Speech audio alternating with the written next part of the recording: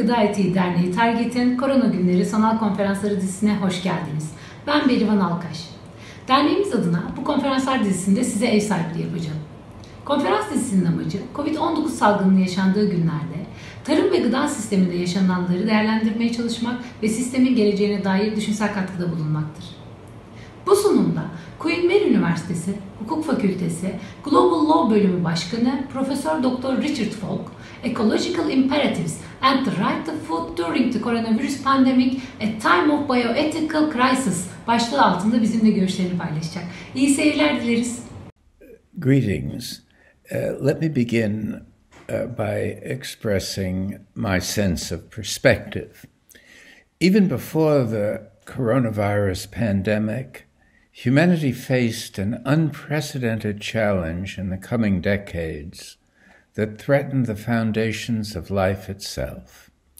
And yet to this time, societal reactions have been disappointingly weak and evasive, aside from a few voices in the wilderness.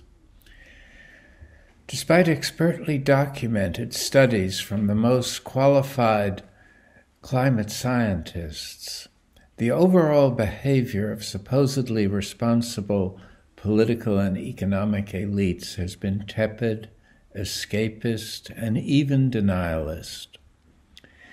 The United States government has led the way toward a dismal future by withdrawing from the 2015 UN Paris Climate Change Agreement.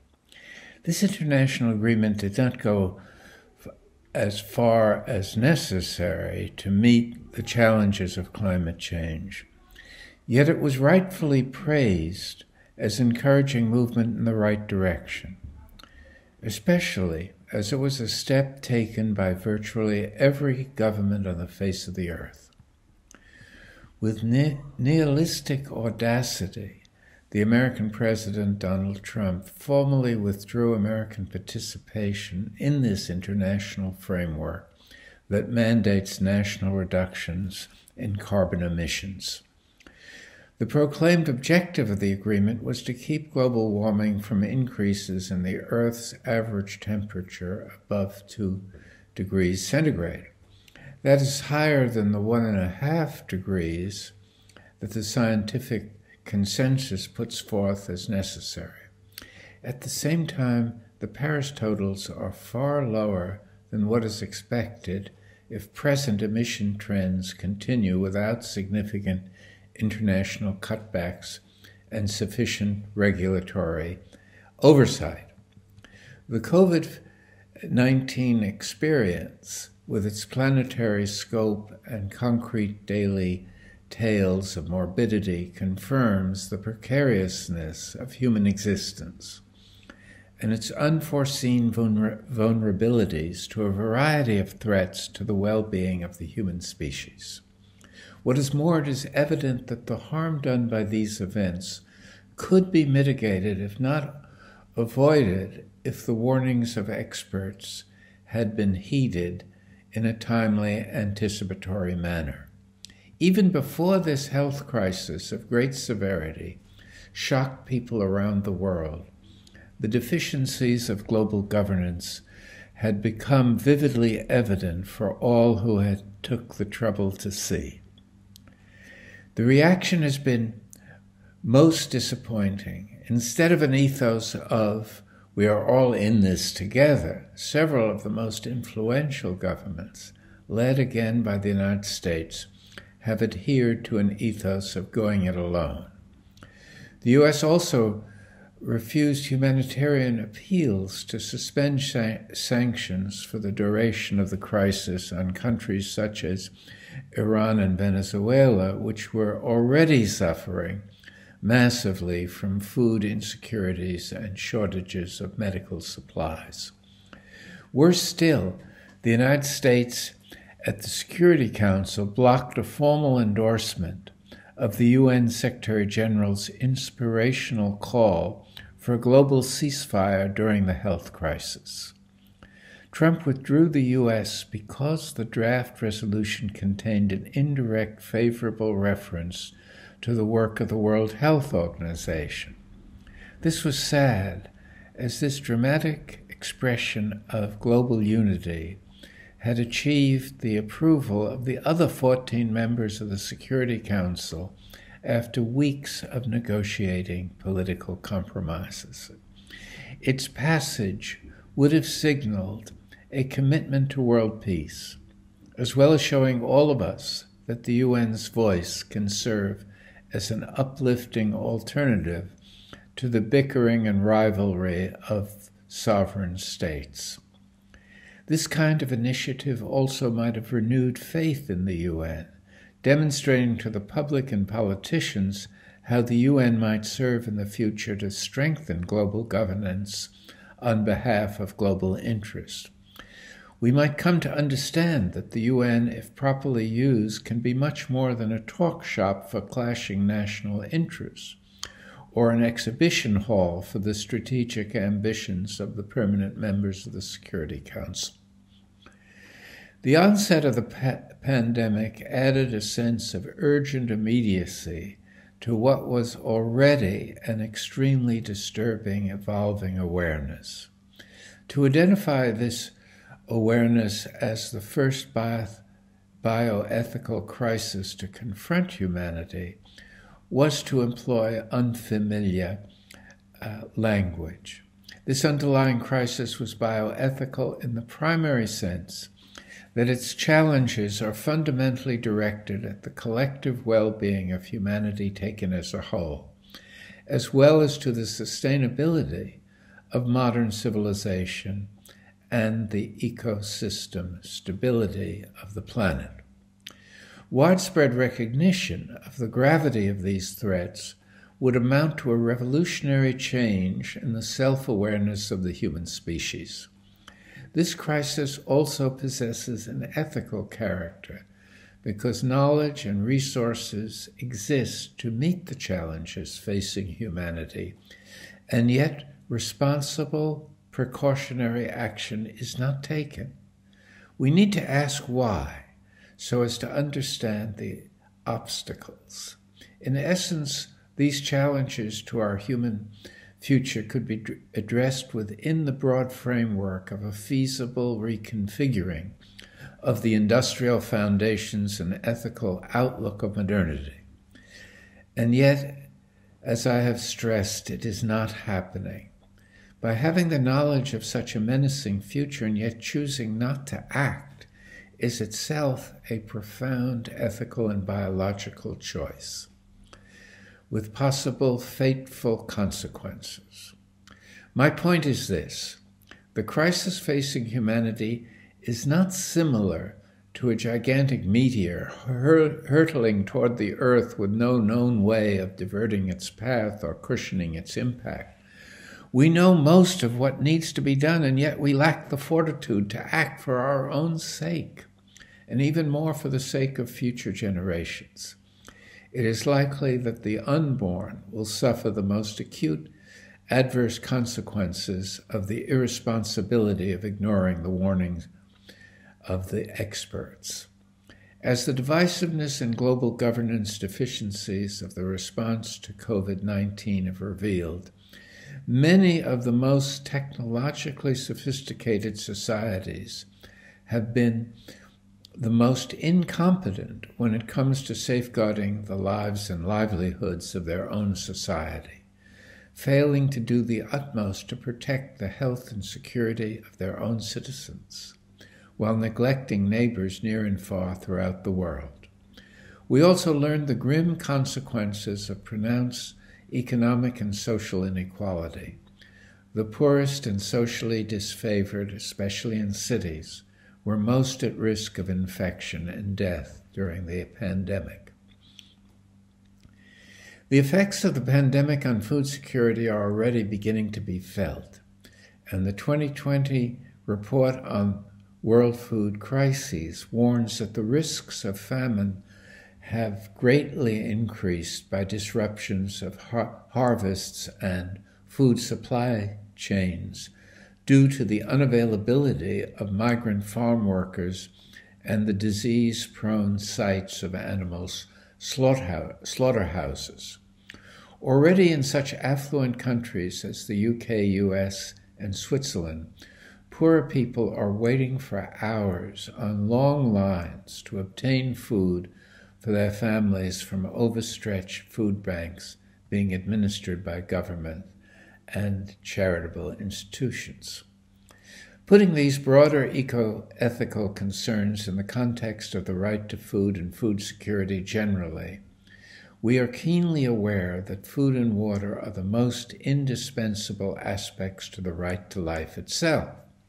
We are also beginning to realize that rights to material necessities are drained of meaning if extreme poverty means that the poorest among us lack the purchasing power to buy food that is affordable, sufficient, and nutritious.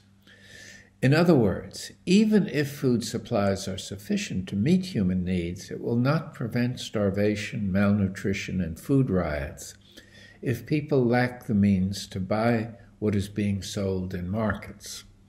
Although some governments are more protective of the vulnerable segments of their population than others, experience teaches us that social protection cannot be left to the goodwill or charitable impulse of governments. Rights must be reinforced by practical remedies that are accessible to ordinary people and can be successfully implemented. In many countries of the West, where capitalism and fiscal austerity prevail, there is an ethically deficient ideological insistence on allowing the market to decide on the well-being of members of society. This sends a perverse ethical message. The rich deserve their bounty of plenitude, while the poor deserve their hardships. From such a strictly capitalist standpoint, pleading for the intervention of the state, even in an emergency situation, is alleged by the staunchest guardians of capital to undermine public morality based on individual accountability and incentive structures. To overcome this failure to respond effectively to the bioethical crisis, it is necessary to identify and understand the obstacles to rational and humane action, while suggesting how these might be overcome. To summarize, we know what is wrong, we mostly know what should be done, and yet it still is not happening. Furthermore, the longer that it doesn't happen, the more burdensome will be the eventual adjustment. There are also unknowable tipping points of irreversibility that will soon be crossed, making societal adjustments, if not impossible, almost so. Illustratively, if diets now limited meat consumption by decreeing 1 or 2 meatless days a week, there would be good prospects of achieving ecological balance by gradual measures. But if diets are left unregulated for the next 2 decades, an adjustment to avert catastrophe would likely require a mandatory vegetarian planetary survival diet. The COVID-19 experience is one more chance to start a transformation process of adapting global governance to the dual demands of ecological balance and social justice, and depart from managerial approaches. Managers seek to do nothing more than avert a collapse that would interfere with their primary effort to restore the pre-crisis established order, that is, a disastrous return to business as usual, which assumes that all was well before the pandemic struck. Confronting the obstacles. These obstacles overlap and reinforce one another and should not be regarded as entirely distinct. My assessment is grounded on the advocacy of an integrated and transformative approach.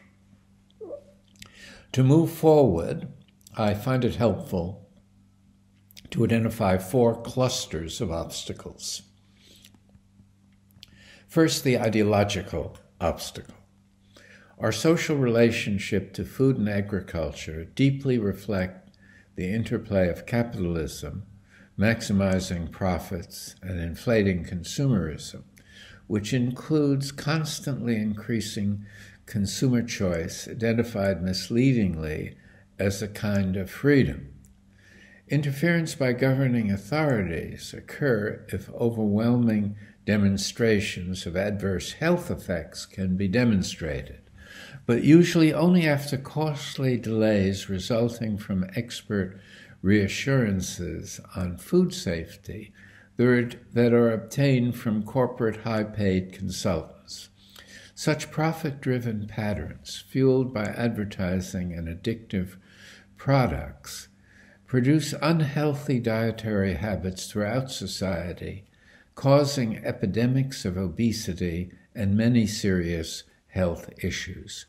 Social concerns on an international level are understandably focused on avoiding humanitarian catastrophes in the form of mass starvation or famine. This kind of preoccupation places an emphasis on disaster relief and responses to emergencies, while ignoring the underlying ideological problem arising from distorted priorities of profits, destructive competition, and unregulated markets as favored over human health and ecological stability. The same forces that suppress and distort information pertaining to health are irresponsible abusers of environment and disruptors of ecological balance. A vivid recent example is the burning of the Brazilian rainforest to satisfy corporate greed, taking the form of high-yield logging and deforestation to clear land for livestock farming, while eroding and possibly dooming the viability of the rainforest as a major carbon capture resource and a precious storehouse of biodiversity. The second obstacle is structural. Seeking to balance food security against these ecological concerns is often at odds with human and global interests. The structures of authority that shape global policy and practices are overwhelmingly responsive to national interests, as themselves distorted by corporate influences on governance. This includes the UN system, which has been largely configured to serve the interests of states and megacorporations. Again, the example of Brazil is instructive, giving priority to development over planetary equilibrium with respect to the Amazon rainforest privileges claims of territorial sovereignty. This overrides objections about the dangerous impacts of Brazilian behavior on global warming and ecological stability. Despite the global scale of agriculture, particularly agrobusiness, there exist presently no effective international mechanisms to achieve responsible behavior on national and transnational levels of social interaction. Even when governments cooperate for the public common good, as was the case with the Paris Climate Change Agreement, the commitment is framed in an unenforceable manner that allows national sovereignty to prevail over longer-run global interests. This meant that even if the pledges of reduction in carbon emissions were somehow fulfilled, they would still inexcusably fall short of what the respected IPCC panel prescribed as the essential benchmark to avoid dangerous, possibly catastrophic effects of further global warming. Similar considerations bear on meat consumption undertaken without any effort to achieve a global regulatory perspective that takes due account of the future.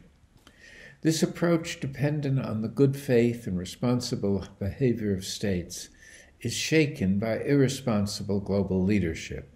This irresponsibility was epitomized in 2019 by its show of support for Brazil's sovereignty claims with respect to the management of the Amazon rainforest and by the U.S. withdrawal from the Paris Agreement, creating dreadful precedents that will certainly affect poorer, more economically stressed countries and eventually the rest of us. Why should a country confronted by a food and agricultural crisis, for instance Zimbabwe, forego its developmental opportunities by acting in a more ecologically responsible manner, when the world's largest per capita carbon emitter is behaving so irresponsibly? The third obstacle is temporal. The most influential sources and structure of influence and authority have evolved in the modern period by being excessively attentive to short-term results.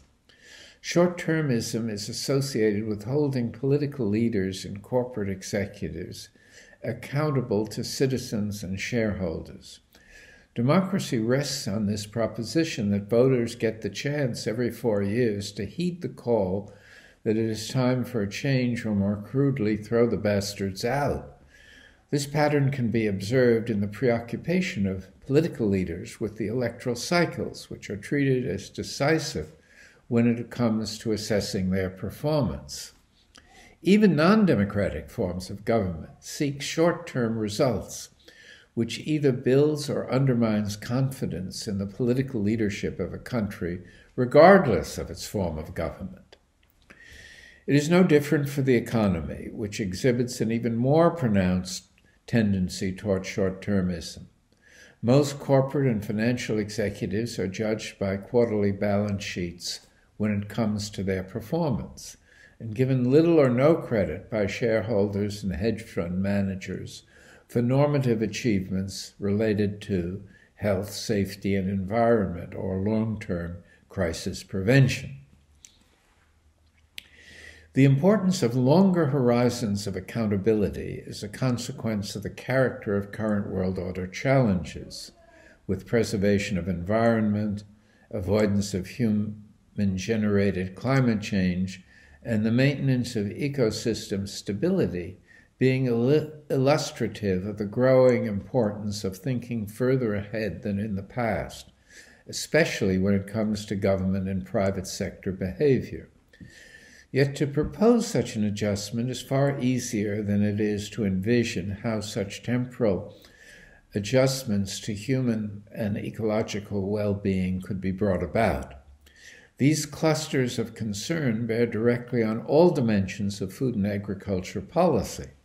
In earlier periods, adverse change from mismanagement and short-sightedness led to relatively local and national, or at most regional, harm.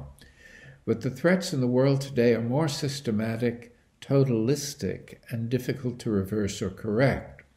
Such issues as land use, pesticides, herbicides, soil preservation, genetically modified foods, and agricultural production priorities suggest how crucial it has become to plan in a time frame that is as sensitive as possible to the precautionary principle as it applies to risk management and thus relates to all aspects of food policy. Adverse health conditions facilitating zoonotic transfers of a deadly virus from animals to humans also reflects disregard of natural surroundings, which are depriving wild animals of their habitat, bringing them into ever closer contact with people, facilitating disease vectors. Fourth and final cluster is what I call normative. In considering these broad issues of risk and choice in a food context, we encounter a distinctive array of normative concerns of an ethical, legal, and even spiritual character. At issue most basically is the way humanity interacts with nature. Modernity, with its vision of progress, rests on science and technology. Regarded the natural surroundings as a series of venues useful for exploitation to enrich human society. That path brought segments of humanity many interim benefits and pleasures, but it also set in motion trends that over time have produced the current bioethical crisis the challenges as never before, the future well-being and even survival of the human species.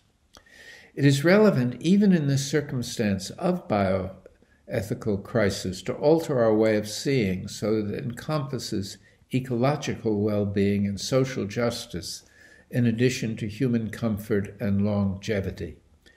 It is my belief that this kind of ecological ethical consciousness as an alternative to anthropocentric orientations will provide human society with benefits of a spiritual nature that go beyond meeting the materialist challenges of human existence.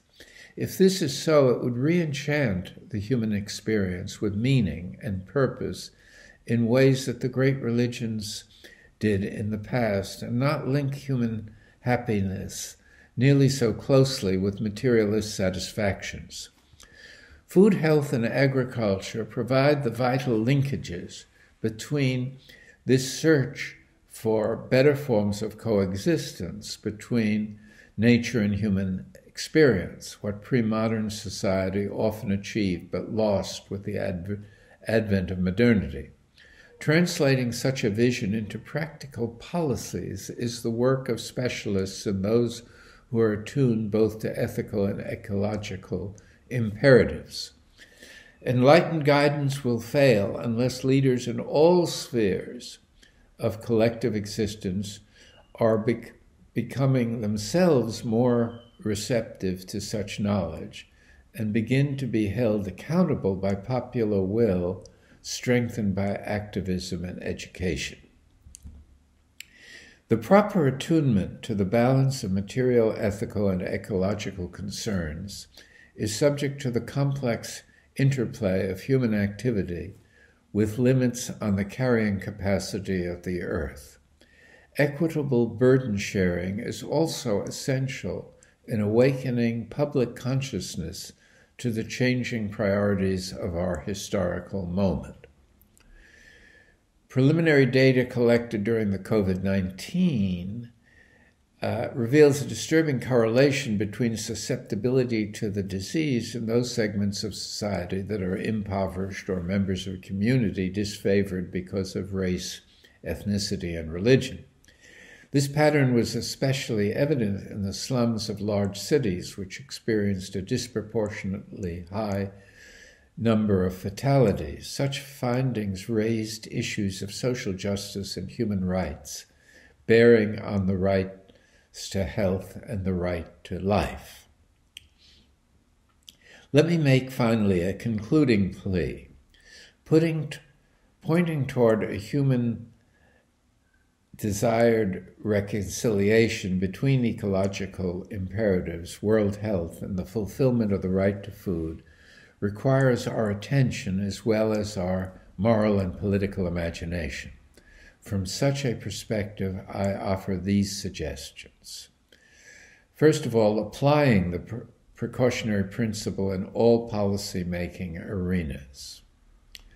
Secondly, identifying the obstacles to such a reconciliation with a stress on the human dimensions as distinct from their national and local correlatives, taking an ecological as distinct from an anthropological and long-term as distinct from short-term perspective.